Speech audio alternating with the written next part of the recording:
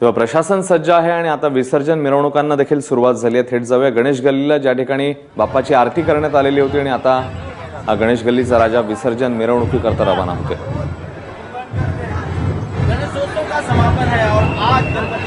आज अनंत चतुर्दशीचा दिवस, 10 दिवस बाप्पांची मनोभावे सेवा केल्यानंतर आपल्या लाडक्या बाप्पाला निरोप देताना तमाम भक्तगण गहीवरून जातात, मन हेलावतं आणि आता हा गणेश गल्लीचा बाप्पा विसर्जन मिरवणुकीकरता प्रस्थान करतोय।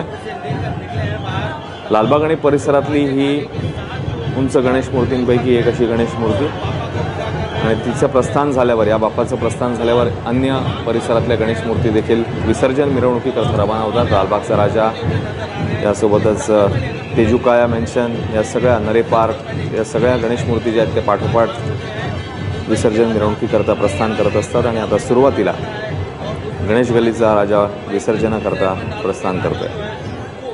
बद्रीनाथ मंदिराची प्रतिकृती इकडे साकारण्यात आलेली होती। दरवर्षी अशा वेगवेगळ्या प्रतिकृती घेऊन इकडे सजावट केलेली असते, आरास केलेली असते।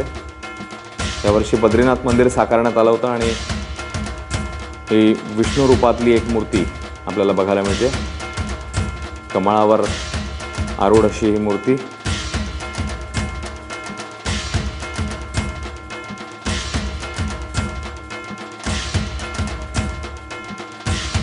वैभव परब आपल्या सोबत आहेत, आपले प्रतिनिधी वैभव।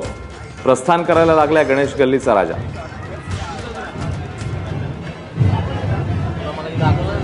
वैभव, माझा आवाज पोहोचतोय? हो अश्विन, ज्या बाप्पाची मुंबईकरांनी सेवा चांगली केलेली आहे तो बाप्पा मुंबईचा राजा आज विसर्जनासाठी मार्गक्रमण करीत आहेत आणि संपूर्ण आता लालबाग मंदिर आहेत भक्तांनी फुललेली पाहायला मिळेल। मुंबईच्या राजाचा ऍड का असतो तो आता आपल्याला थोड्याच वेळात पाहायला मिळेल। ठिकाणी मुंबईच्या राजावर आपल्याला पाहायला मिळेल। बाप्पावर गुलाल उधळलेला आहे, फूल ताशाचा फूल आपल्याला पाहायला मिळत आहे। भक्तांचे कुठेतरी भाऊक चेहरे आपल्याला पाहायला मिळतात, कारण हेच मुंबईच्या राजाचे कार्यकर्ते असतील, भक्त असतील, ते दिवस रात्र अहोरात्र मेहनत करून बाप्पाची सेवा चाकरी करत असतात आणि आज त्याच बाप्पाला निरोप द्यायची वेळ आलेली आहे। अश्विन, वैभव, आपण तिकडे भक्तांचा सागर बघतोच आहे, मात्र आज वरुण राजाने देखील चांगलाच वर्षाव केलेला होता। आत्ताची काय स्थिती आहे पावसाची आणि त्याचा गर्दीवर काही परिणाम जाणवतोय का पावसाचा?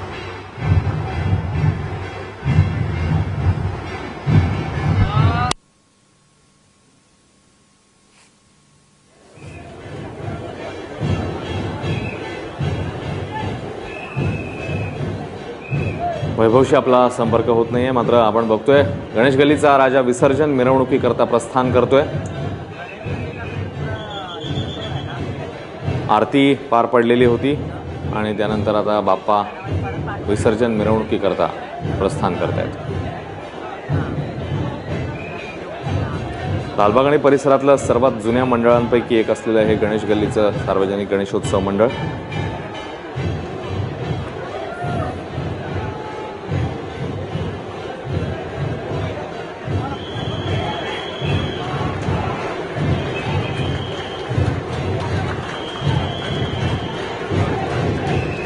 परिसरातला उत्साह गेल्या 10-11 दिवसांमध्ये ज्या मंडळींनी इकडे भेट दिली त्यांना निश्चित जाणवला असेल। त्यासोबतच आपण एबीपी माझाच्या माध्यमातून देखील गणेश गल्ली आणि अन्य ठिकाणच्या गणपती बाप्पांचं दर्शन घेतलेलं होतं। एक अतिशय वेगळं आणि भारलेलं वातावरण गेल्या 10 ते 11 दिवसांमध्ये या परिसरात असतं।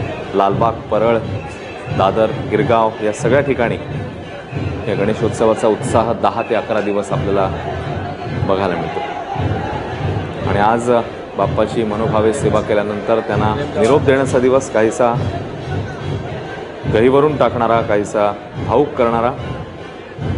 मात्र पुढच्या वर्षी लवकर या असं आवाहन सगळ्या भक्तांकडनं, आबालवृद्धांकडनं बाप्पाला केलं जातं आणि बाप्पाने देखील भक्तांचं हे आवाहन ऐकलेलं आहे, कारण पुढच्या वर्षी खरोखरच गणपती बाप्पा लवकर येत आहेत।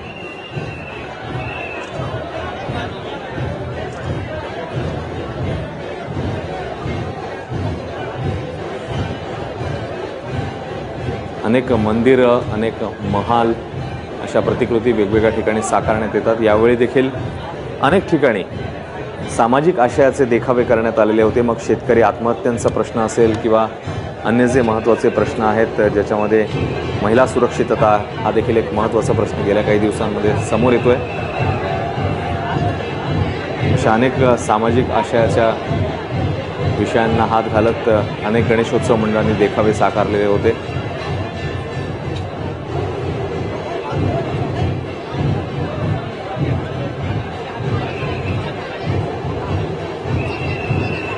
लेझिम आणि ढोलताशांचा गजर होतोय. त्यासोबतच पुढच्या वर्षी लवकर या असं कळकळीचं आवाहन सर्व गणेश भक्त बाप्पांना करतात.